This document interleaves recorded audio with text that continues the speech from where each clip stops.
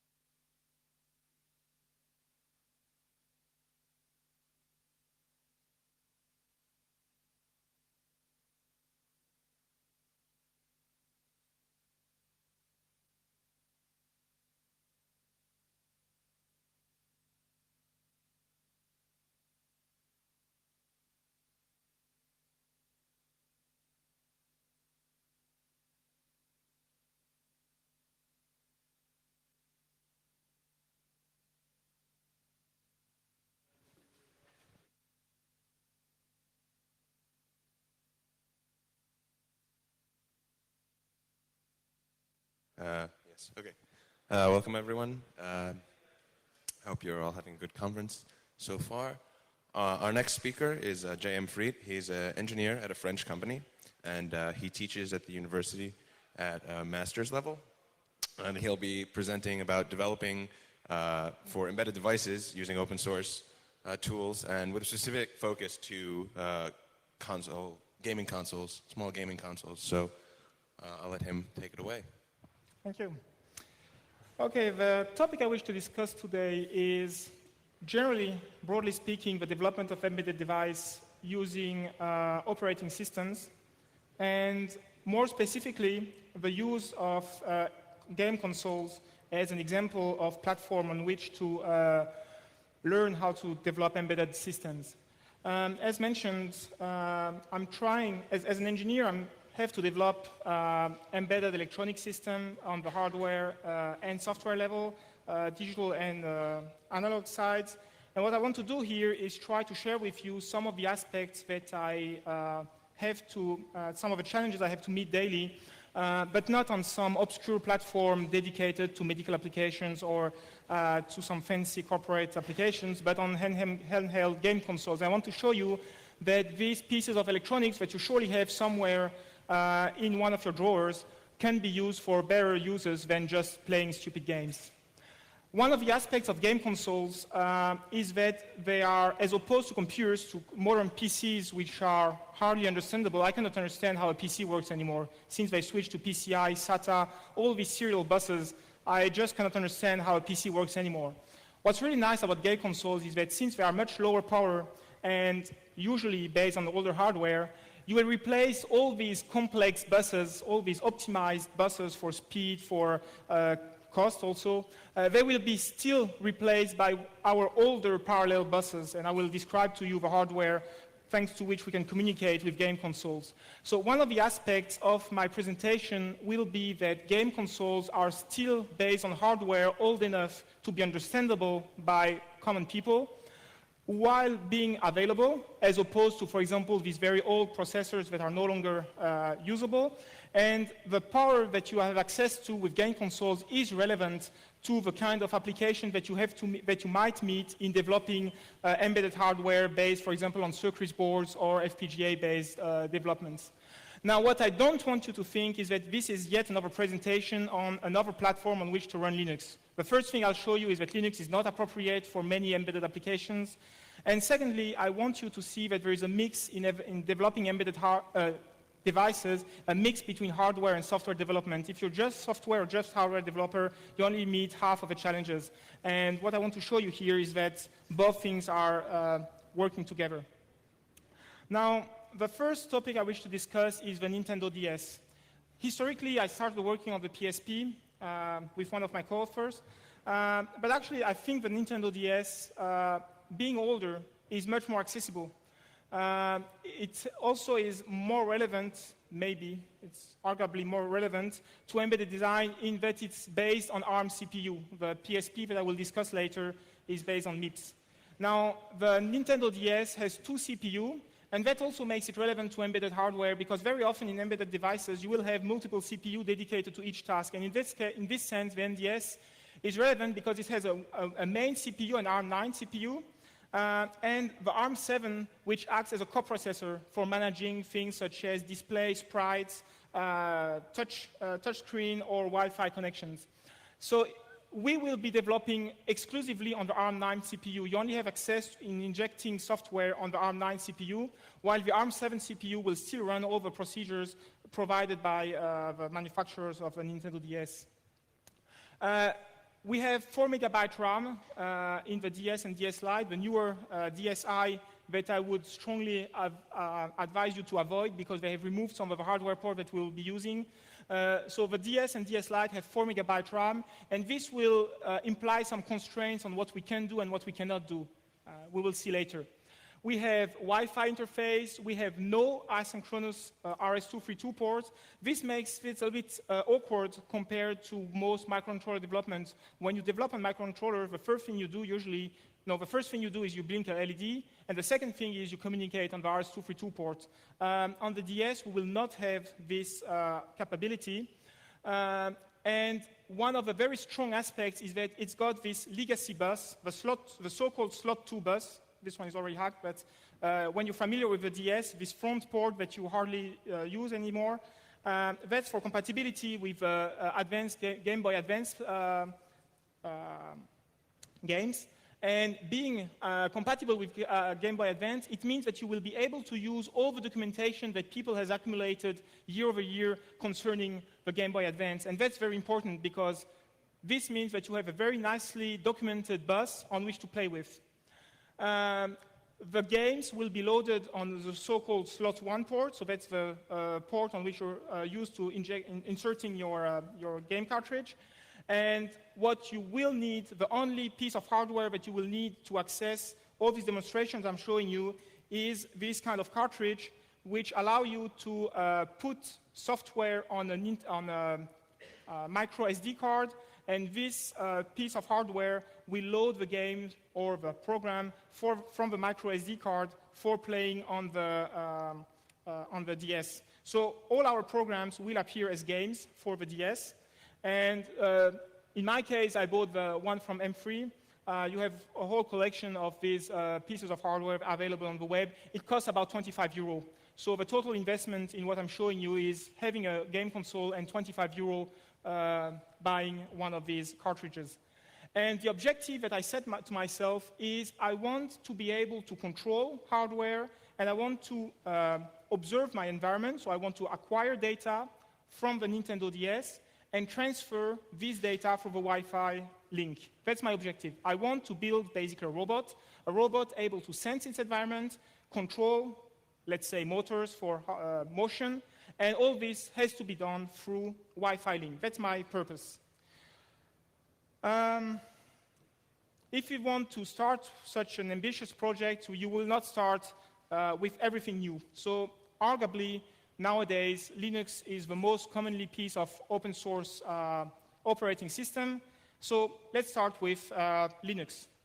Sorry for BSD guys here. We have already made a port of Linux, and actually UC Linux, Micro C Linux, the port of Linux to MMU-less processors.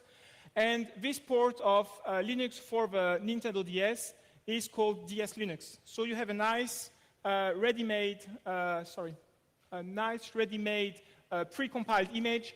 Download this image and compress it on your micro SD card, and you have your Linux running. It looks very nice. You have a virtual keyboard on the touchscreen. You have a console appearing on the top screen, and you have a running operating system on your Nintendo DS.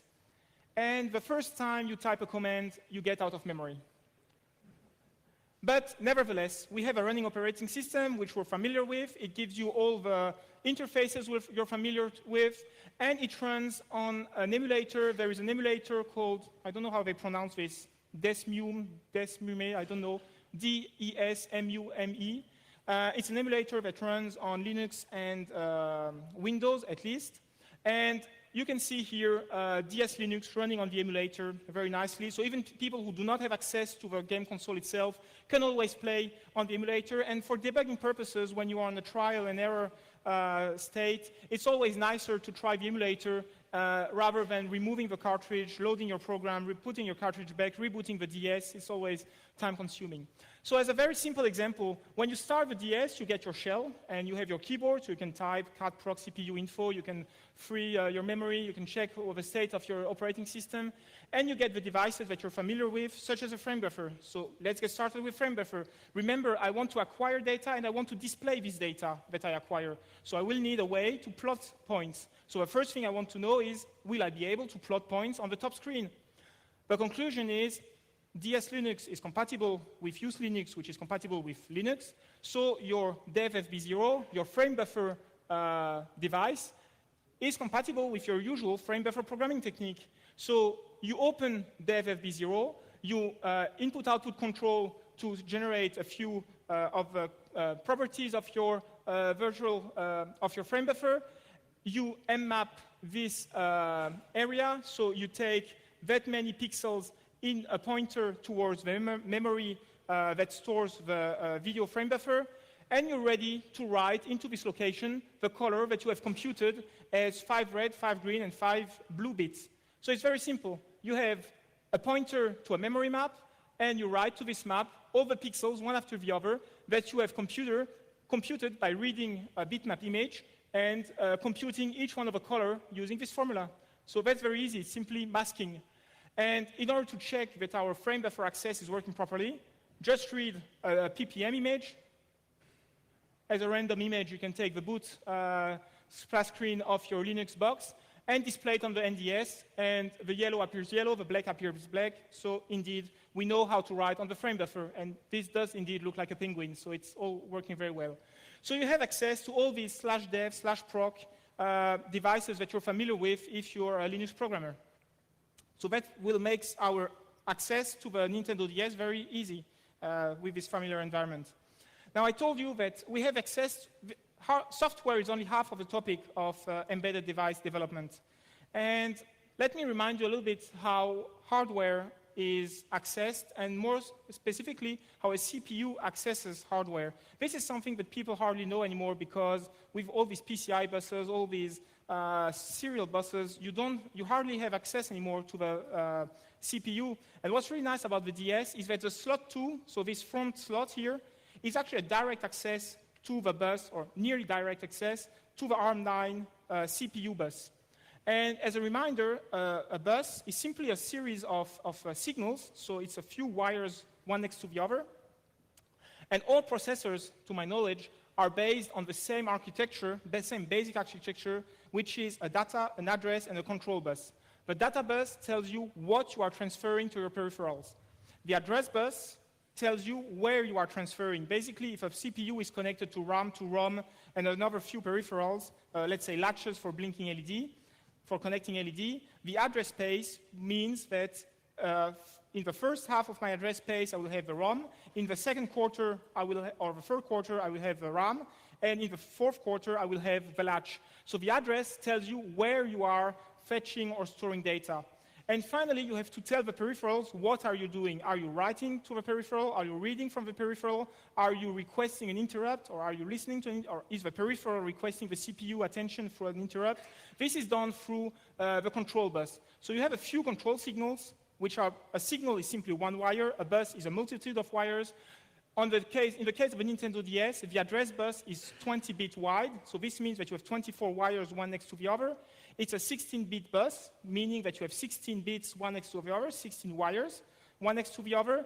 And as is done in most time display of the signals, this is the time evolution of these multitude of signals. This means that the chip select is going from a high state to a low state. The symbol behind the chip select means that it's active low, so going down means that it's active. Read and write will go low, for example, when you are reading or writing, so this states that you are performing one of these accesses. And in the beginning, you have one thing that is a little bit awkward about the NDS, and it's something that you will find in most modern CPU, is that you have pin multiplexing. A given pin will have multitude of functions. In the case of the NDS, 8 of the 16 data bus pins are multiplexed with the address bus. This means that when your read or write bar signals are high, you know that on your data bus, you actually have an address because it's multiplexed. It will have 2 functions at the same time. On the other hand, when one of these signals is low, you know that you have a data on your data bus. So by playing with all these logic combinations, you can define whether you have a data or an address on the signals, and if you're writing or reading, and whether the CPU is accessing your hardware or another piece of hardware. It's very important not to trigger your own hardware if the CPU is accessing another hardware. Now, you have 2 steps in learning how to access a bus. The first one is writing. The CPU wants to write to another peripheral. That's the easiest part, because the peripheral is never talking to the CPU. It doesn't have to comply with some timing regulations. It just has to listen to whatever the CPU is telling it and trigger whatever signal is asked by the CPU. Reading information from the CPU, so reading information from the outside world, is a little bit more tricky, because if your hardware does not comply with the timing, you will end up with short circuits or bus contentions, so mainly 2 people talking at the same time on the bus.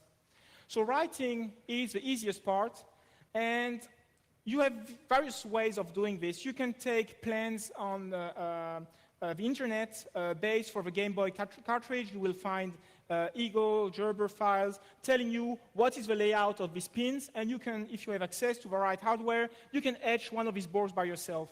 What I did is, when I bought this cartridge from M3, they will sell you for a couple of dollars more what they call the Rumble Pack.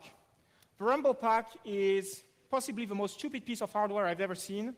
It's one of these cartridges that you put here in the slot 2, and it's just got a motor in it. And when you're playing at some games, I don't know which one exactly, this motor starts rotating and it makes you feel like your game console is moving.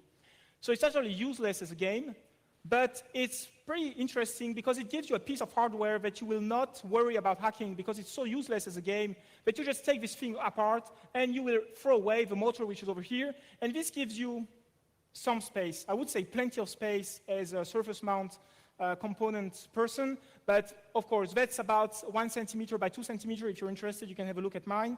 And this gives you some space to put your own components. And you have here access to all these signals that I mentioned. The chip select signal is somewhere over, can't remember where chip select is. The data bus is all these pins here are the data bus. The address bus, actually, we don't really care about. You'll see later why. And you have the interrupt signal. So in this parallel bus, again, as a reminder, these address buses tell you which peripheral you're accessing on your cartridge. The data bus tells you what you want to tell your peripherals, and the control bus tells you whether you are writing or reading data. That's about the hardware part. The piece of hardware that we're going to use is called a latch. Now, for the more software-oriented people, let me remind you what a latch is. A latch is a piece of hardware that will remember the state of its input on its output pin as long as the clock signal stays high. When a pin, which is called the clock signal, transitions from a low to high state, the output memorizes whatever is on the input. And as long as this clock signal does not move, the output stays the same. This means that if I put LED on the output of this latch, whatever is happening on the input will be transferred to the output when the clock signal is moving. And when I stop moving using my own control software, this clock signal, the output is remembered. The state of the input is remembered on the output. So basically, this is your basic hardware for blinking LED. What your software will tell is trigger this clock, write something on the data bus. The processor does whatever it wants. The output stays at the same time as the input when you switch the clock.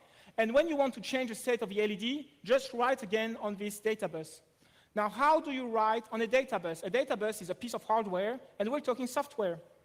Well, you have a mapping between your address space and the pins that are triggered by writing to the address bus. And this is something you cannot invent. It's given by the hardware manufacturer. So what you do is you go on the web, search for NDS hardware memory map, and you will find a list of the memory maps, so the addresses at which you can write to whatever peripherals. So you have an address space for the RAM. You should not write there. It's not a good idea. You have address space for the ROM. You're not allowed to write there. It will not do anything. And you have address space for the cartridge. And when you read on the web the documentations, you will find that the cartridge address space starts at 8 million. So what you do is, by writing on address 8 million, you will write part of this address bus on this address space here, on this address pins, and the value that you have given here, so which I give to my function as an argument, this value will go onto the data bus. Remember, address bus is where you are writing, data bus is what you are writing. And since I am writing to this address, the write signal will be triggered, as opposed if I were to reading, as will be seen later. So when I write this piece of code here in C, I will trigger my address bus with this address, my data bus with this value, and trigger the write signal.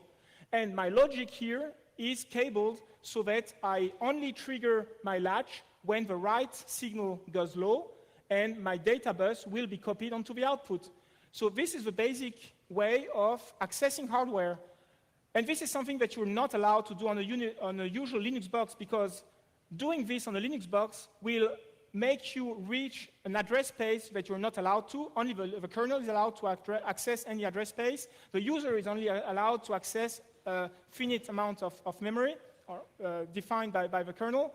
And this will lead to a segmentation fault. Segmentation fault simply means that you are accessing a memory segment that you're not allowed to access.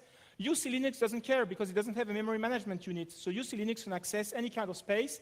So as a user, I'm allowed to reach this kind of address space. So this kind of writing is something you're only allowed on MMU-less systems or in the kernel of a usual Linux box with a memory management unit.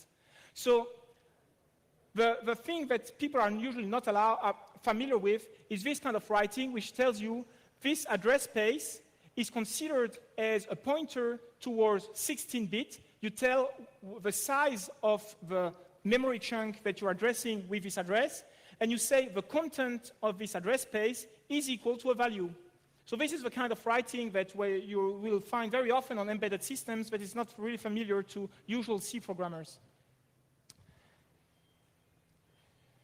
And this is what happens. So actually, I just broke my LED when I took my NDS out of my bag, so I will not demonstrate the LED part. You have your two LEDs here, which are controlled by the Linux software, which keeps on writing 1 and 0. So the argument that you give and the 0 switches on the LED, switches off the LED. So much for controlling something. So controlling a piece of digital hardware. So in this case, we're only sending 0 or 3 volts. So this means you can control a relay, you can control a stepper motor, you can control binary state of any kind of hardware through the NDS. I told you that I'm interested in knowing what my environment is doing and talking to the environment. So knowing what the environment is doing means reading what analog to digital converter is doing. So an analog to digital converter is a piece of hardware. You give it a voltage, it will generate the bits which represent the voltage, the value of the voltage that it sees on the input. And it's a little bit more tricky because in this case, the processor is accessing all the time its bus, and if your piece of hardware talks to the bus at the same time in the CPU, there's a short circuit and a risk of damaging the hardware. So in this case, you must be very careful to wire correctly all the control signals so that the analog-to-digital converter only talks on the bus. We say it goes from a high impedance state to a low impedance state. It will only talk on the bus when it's allowed to. And allowed to means read bar going to a low state. And then as an example, I took one of these faster analog devices, analog-to-digital converter. It's a 12-bit converter. And here is an example of an acquisition that I made through this analog-to-digital converter using a 4 kilohertz sine wave. The sampling rate is 300 kilohertz. As a reminder, this is about 10 times better than what you will have on your audio card. So it's a pretty good analog-to-digital converter, and this allows me to monitor my environment. I can monitor a voltage of whatever is happening around. How do you write a piece of software for controlling this ADC? Exactly like we did before, we will address this 8 million address. We say that we are using an unsigned short. We want to read 16-bit, but this time, instead of assigning a value, we will read a value. We read the value, so this time, instead of having write signal being triggered, we have a read signal being triggered. And at this point, the ADC will provide its value. Now, there is a little trick with ADC. An ADC requires a signal to tell you, start your conversion. So with an ADC, you must first tell it, start converting, wait a little bit, that's an empty loop, and when it's finished converting, this is the time when you start reading the results. So you have to access an analog-to-digital converter both for a writing procedure and a reading procedure. Now, I mentioned to you, with all these examples, I use a piece of software that I'm familiar with as a Linux developer.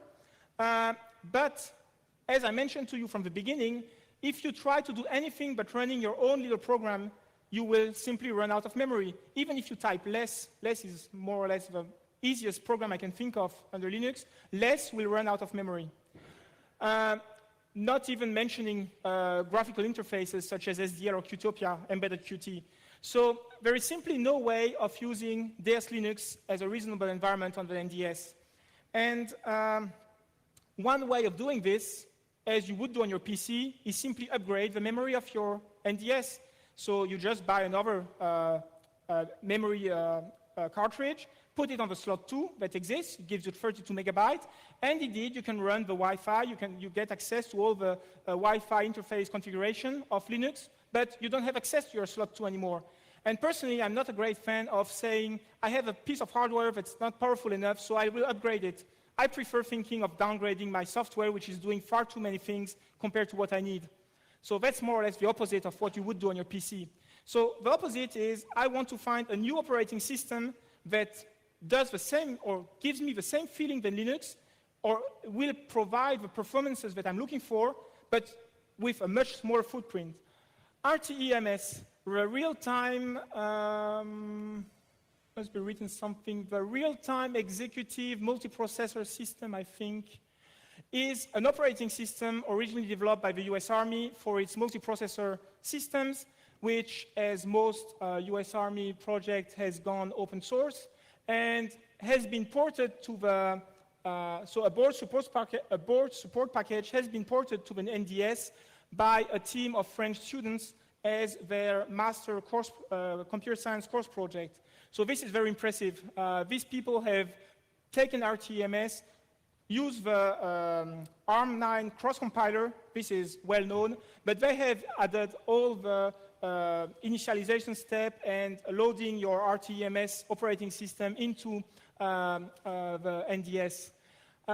It will give you most functionalities that I'm looking for from a Linux point of view. It will give you a TCP/IP stack.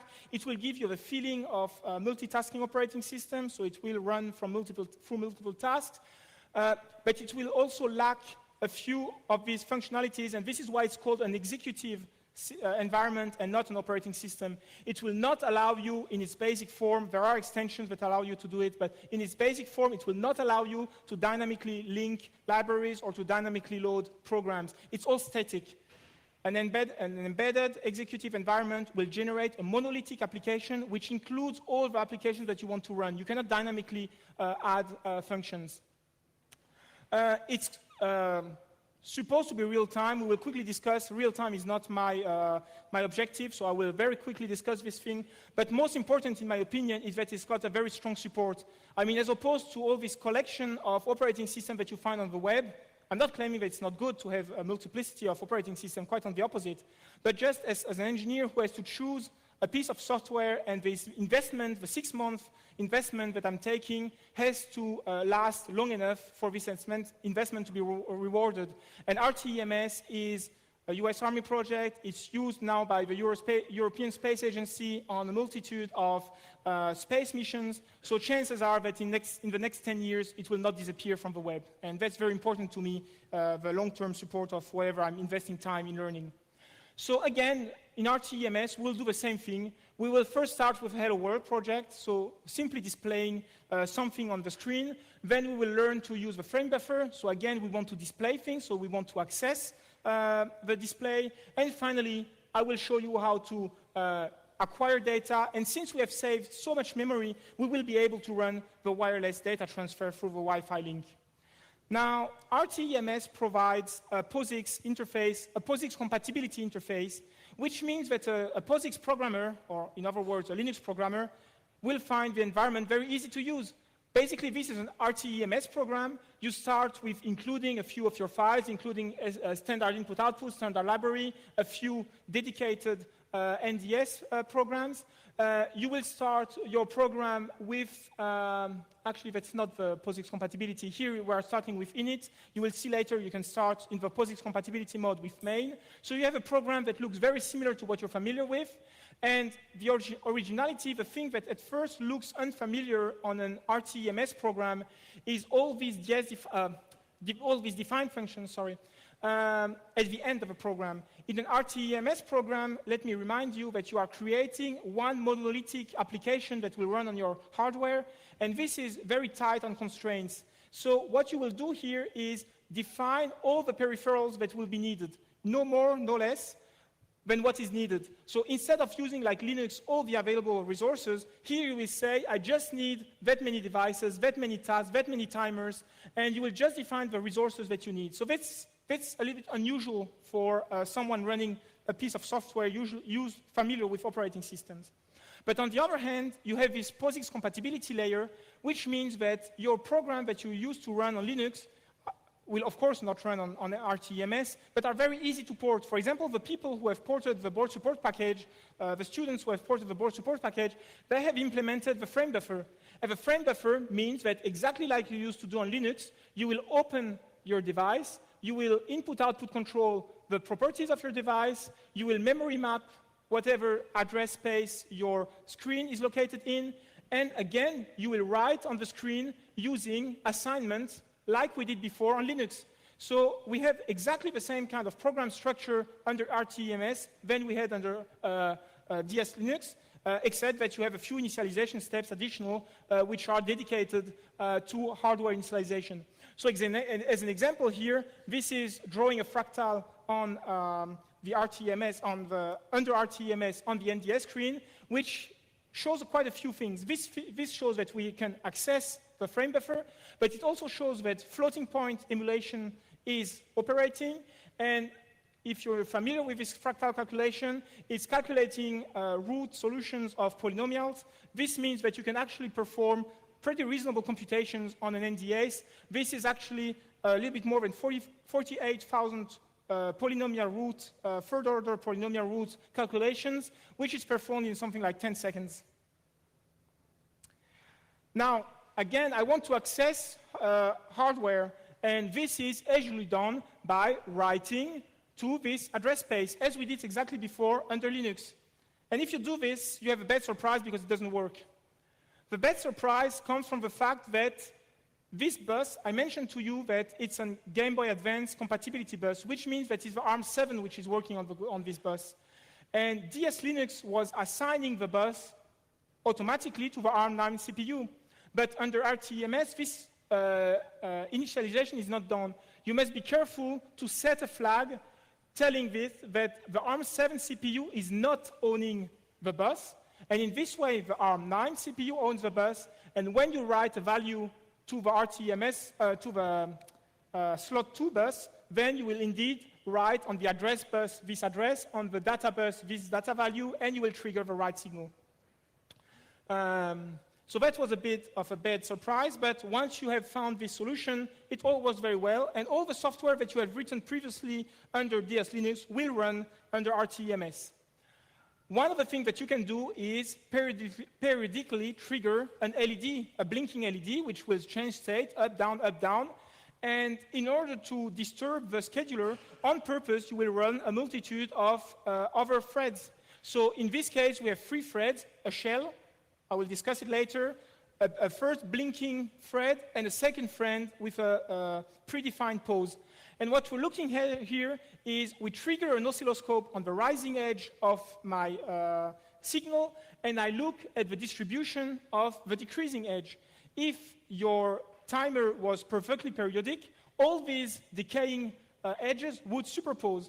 And what this shows you is the latency or the latency variation when you're running your loops. Basically, what happens is that if a task is interrupted by another task, at some point, the blinking LED task will be delayed a little bit, and your decaying front, instead of being at the same place, will be moved a little bit further away. And what this basically tells you, but it's a very rough comparison, I don't claim here to say RTMS is better than DS Linux or whatever. I'm just saying when I run this very simple program, 3 threads, one of them blinking LED, I have a better latency distribution on RTMS than DS Linux. But this is not a scientific proof. This is just a quick and dirty test to show you how to perform this kind of measurements.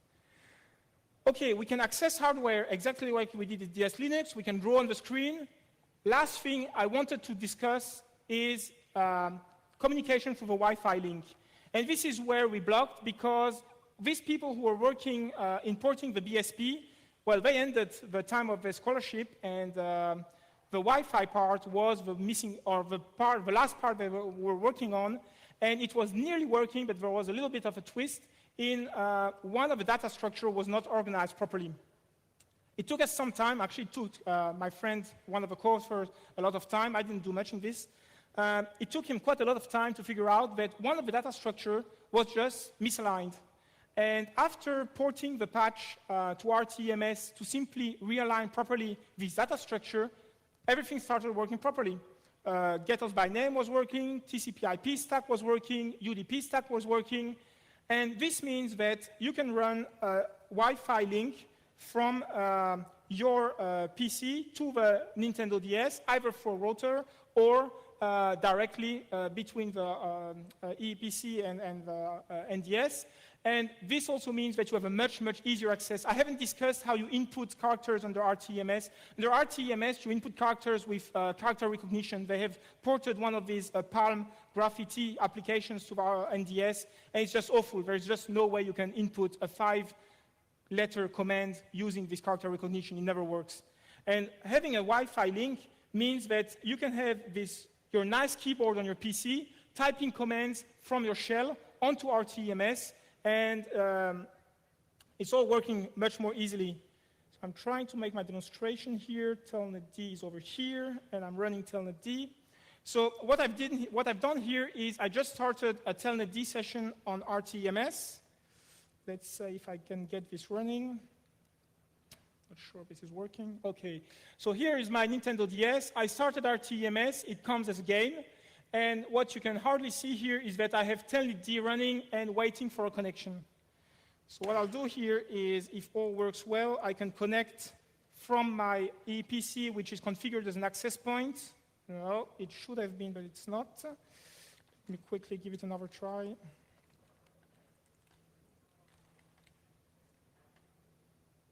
Yeah. Must have changed Wi-Fi configuration. Okay. So here I have my login onto an RTMS shell. I can log in as root. No password, of course, that's an embedded system. And I have access to the RTMS shell with all its functionalities. Here you can see that I have indeed connected. No, you cannot, because I've just switched off. Never mind, okay.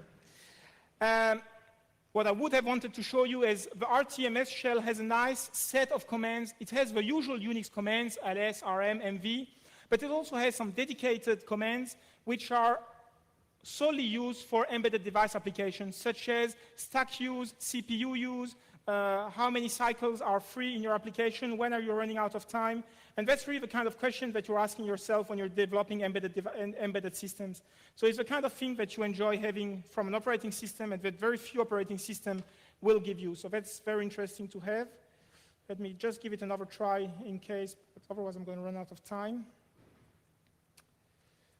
Okay.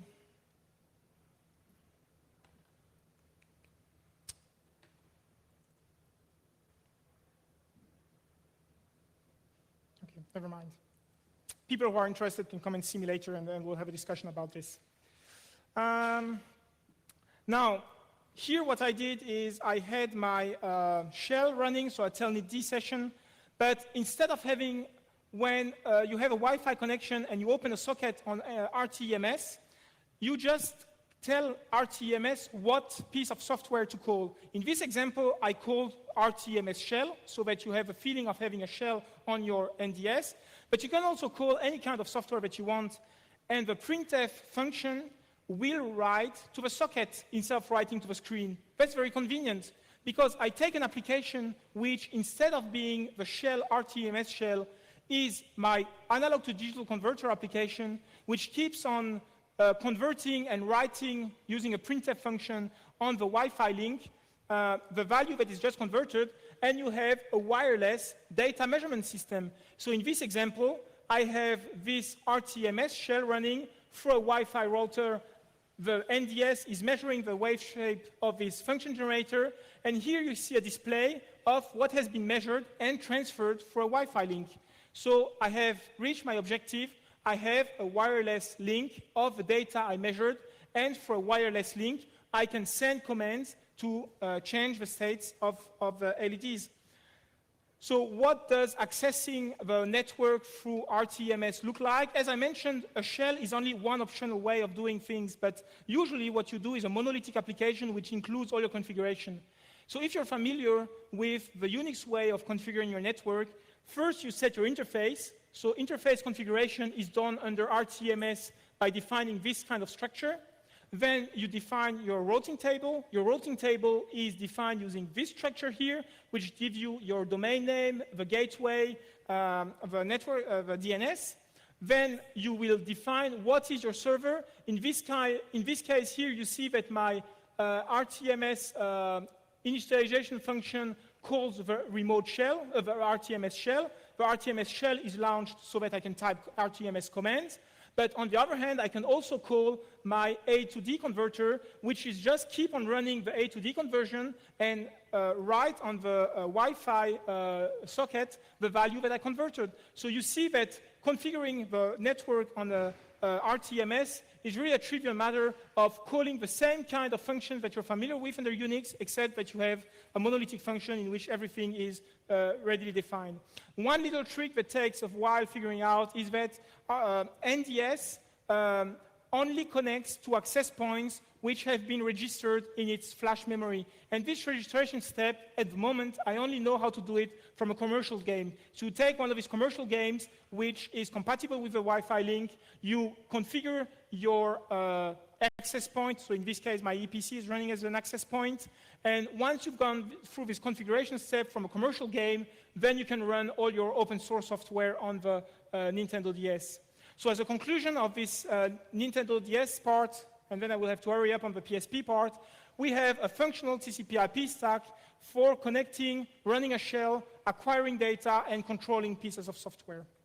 Now, so I really think that the Nintendo DS is the best piece of hardware that you can find in your drawers for learning how to develop from scratch embedded devices, including the software and the hardware part. Historically, we started with the PSP, simply because I got a PSP one Christmas earlier than the Nintendo DS. And the PSP is a much newer game console, which claims to be much better, and actually at the end of the day, there's much fewer things that you can do with it.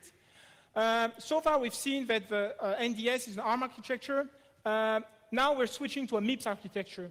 And one thing that I emphasize in teaching embedded devices is don't be limited by the tools you have available. When you're using proprietary tools, you're spending a few $1,000s on a compiler, and the day you want to switch to another project, you will select your new hardware depending on the compilers that you have. If you learn how to use the trio GCC, binutils, and ulib, you're no longer limited by the hardware because this set of tools will simply cross-compile Linux or any kind of software to whatever CPU you're familiar with, Alpha, Spark, MIPS, ARM, of course, x86 Intel. So by learning how to use these things, in the beginning it's a little bit more difficult than buying a tool, a ready-made tool from a vendor. But once you learn to do this, you're no longer limited by what hardware. You're only limited by your imagination and your ability to cross-compile a piece of software for this hardware that you've selected. Now, in this case, we have a MIPS-4 architecture with 32 megabyte RAM, which is much more comfortable for running UC Linux. And our purpose, about a year ago, was to run UC Linux on this system. Now, this was after someone from the US, whose name I'm unable to pronounce, Chris Mulderhan or something, had done most of the work. And his problem was that he did not have a coherent tool chain for generating both the Linux kernel and its applications. He could compile the Linux kernel, boot the Linux kernel, and then it crashed. All his applications were incompatible with his Linux kernel. And before I get into the details of compiling the Linux kernel, you should know that running a game on the PSP is a little bit more involved than on the NDS because Sony will not allow you to run games from your memory stick, from the memory stick that you insert here. You're only allowed to run games from the disk, the optical disk. So what you have to do is downgrade the software in the flash memory of a PSP so that you're allowed to run games or your programs from the memory stick. And you have to go back to a time where Sony was not so paranoid and go back to an older firmware where you can do this. But this is a little bit dangerous because if you fail in this flashing procedure, your PSP is so-called bricked. It's no use anymore. This is evolving. I think now it's a much safer procedure. And then our operating system will appear as a game on the Nintendo DS. So if you're familiar with a PC, the first thing a PC does is initialize its hardware, and that's what's done by the BIOS, and then you have grub or Lilo loading the operating system. Here you have to write your own loader so that the operating system is loaded in the memory of a PSP. And this is what you do here. You have, again, an address space, the area of the memory that is dedicated to the RAM. So this RAM is where you will put your operating system. You will remove the Sony operating system and replace it with a Linux operating system. So what you're doing here is you start by identifying this RAM area, and this again is something that you can only know from the datasheet of a PSP or by reverse engineering. You will open your file, and since we have still access to the Sony operating system, we can access to the memory stick and read the file.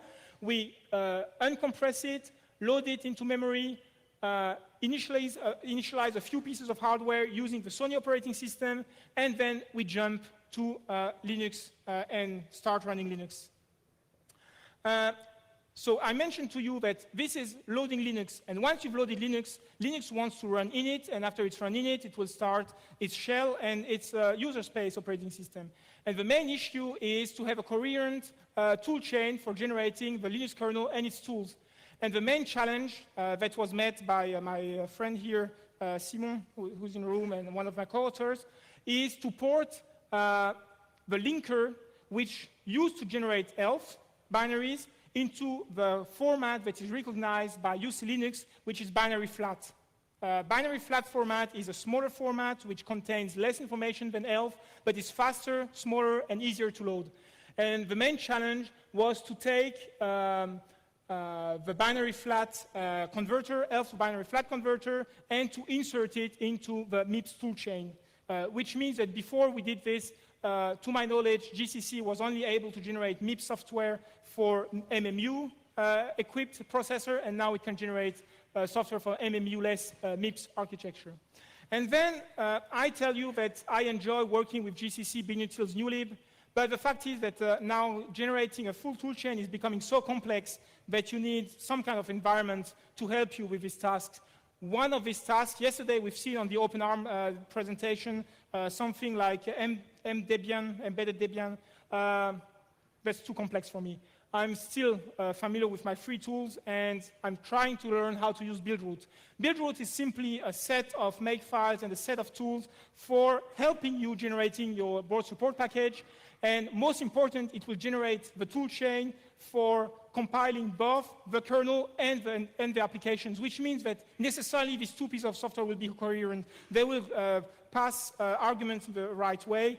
And so our main contribution in this work was generating a buildroot environment compatible with the MMU-less MIPS as used in the PSP. And at the end of the day, what you get is Linux running on a PlayStation Portable with your shell here. And unfortunately, I will no longer be able to discuss hardware because there is simply no hardware port available on the PSP. The only piece of hardware that you have available is the serial connector next to the headphone jack. And what you can do is connect RS-232 level converter so that instead of typing using the on-screen keyboard tool that is provided on the web for PSP, you can type your commands from your PC and the PSP appears at the terminal. But that's meaningless. Why have a handheld game console if you need a PC to type commands? That's absolutely useless. So yeah, that's, for example, typing uname -a to show that Linux is running on this piece of software, ls to show that your file system is running. And once you know how to reach serial port, and I'm running out of time to discuss in detail how you inject commands that you type on the serial port in the keyboard layer, basically what you can do is replace this PC that you had typing commands using a dedicated microcontroller to convert PS2 commands into RS-232 signals, and this tells you that you can put a keyboard onto your Nintendo DS, on your PSP. Here you don't have a PC anymore. This PS2 keyboard is directly connected to a microcontroller, and the microcontroller is sending RS-232 commands, and these RS-232 commands here into a VI editor will allow you to type your programs into a PSP. So basically on the PSP, you have your piece of software, you have Linux running, but since you have no hardware available, because I should emphasize that there has been no, to my knowledge, successful reverse engineering of the Wi-Fi link or the USB link on the PSP. Basically, the only thing you can do nowadays is have an external microcontroller for all the dedicated hardware access and send or read commands through the RS-232 link. But the other message that I want to give you is that we hope we are giving the right tools for people who wish to continue this endeavor and learn how to reverse engineer Wi-Fi access, USB access. There is a project called IPL SDK, which is trying to take some of the Sony functions, reverse engineer them, and write them into open source code. I haven't looked at this for a few months, so it might be that they have advanced. I'm not completely familiar with it, but I think that we have given the right tools for people who have enough time, actually, to do this kind of developments. And as a conclusion, since I'm running really out of time, I wanted to show you a little bit how all these pieces of hardware that you have in your drawers that have been only used by maybe your little sister to play games can be much more useful than this, and they give you a real nice hardware to get familiar with development of embedded devices, both from a hardware and from a software point of view. Let me emphasize that in my daily work as an engineer, these are really the subjects that I do use, of course not in a game console, but with a processor that I'm working with.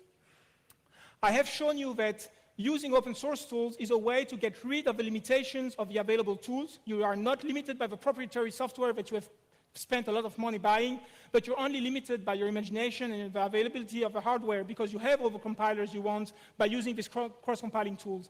In the same way, using open source operating systems means that you are not limited by the tools that you have bought. You just choose the tool that is most suitable to the hardware that you want to use. DS Linux was just too big for my purpose. RTEMS is the right size. So let's use open source operating systems because they are the ones that fit best our needs. And finally, acknowledgement. Someone from the French Nuclear Agency mentioned to me the port of RTEMS to the Nintendo DS. I acknowledge him for inviting me and mentioning this to me. These are the people who developed the Nintendo DS board to post package, and this guy answered kindly all my questions when I was learning how to use his piece of software, and Santa Claus, who brought me all these nice toys to play with during Christmas. The presentation I gave to you for the French-speaking audience has been published in France, and I acknowledge the editors of this journal for allowing me to translate to English part of these articles and reuse some of the images that I included in these magazine presentations. And you can find the translation of these French journals on the HAR webpage associated with the presentation. And with this, I thank you for your attention.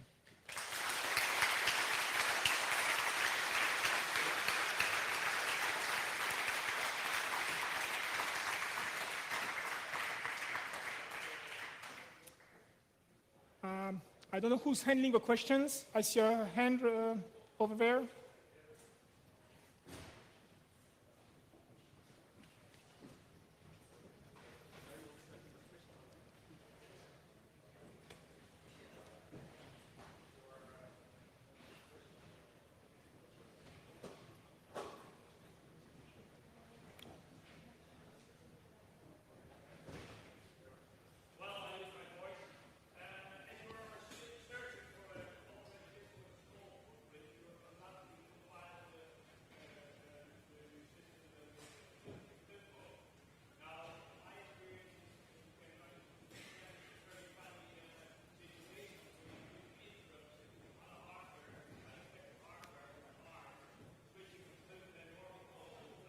What mode they're running?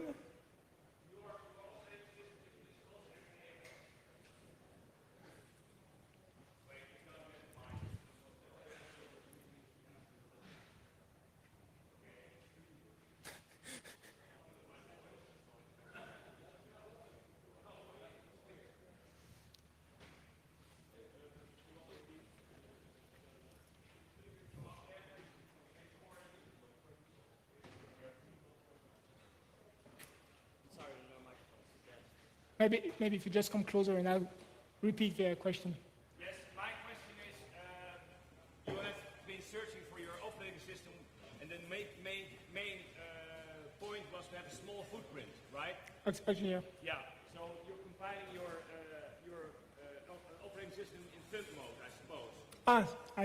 Yes, so if you compile in thumb mode, and you have a special hardware and that using interrupts, you can come to some funny situations on the ARM, and have you had that, and how did you solve that? The comment is concerning the thumb mode of the ARM CPU, which is an instruction set, a 16-bit wide instruction set, which supersedes the 32-bit wide instruction set. And actually, I have a lot of problems on my custom programs using the thumb mode and actually the interrupt return routine, so I'm getting away from the thumb mode on my personal applications, especially because there are a couple of papers by the ARM people who have shown that even though the thumb mode uses less space, you need more instructions to do the same thing, and actually the gain is not 50% as you would expect, but it's more like 10 or 20% space gain, and the time execution is much longer. So first of all, I'm running away from thumb mode in my personal applications, and in this case, the fact is that I have not even checked whether RTMS is running in thumb mode or not. It could be that they're just using ARM9. My problems are on ARM7. ARM7 CPU are awful. Here I'm running on ARM9, and on the ARM9, I have not even checked whether we are running on ARM instruction set or on the thumb instruction set.